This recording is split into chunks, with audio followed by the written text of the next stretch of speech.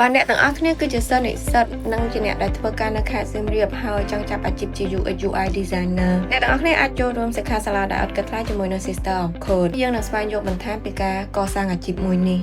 ជំរាបសួរនាងខ្ញុំសុគន្ធបុប្ផាជា UX UI and Product Designer នាងខ្ញុំរីករាយក្នុងការចូលរួមជាមួយនឹង Sister of Code ដែលសហការជាមួយនឹងមជ្ឈមណ្ឌលការងារ UC ដែលរៀបចំសិក្ខាសាលាដែលអត់គិតថ្លៃក្រោមប្រធានបទ Design Your Future A Journey into UX UI Career តើអ្នកទាំងអស់គ្នានឹងទទួលបានអ្វីខ្លះពីសិក្ខាសាលាមួយនេះទីមួយអ្នកទាំងអស់គ្នានឹងបានស្ដាប់បទពិសោធន៍ពិតពីអ្នកដែលធ្វើការនៅក្នុងជំនាញនេះ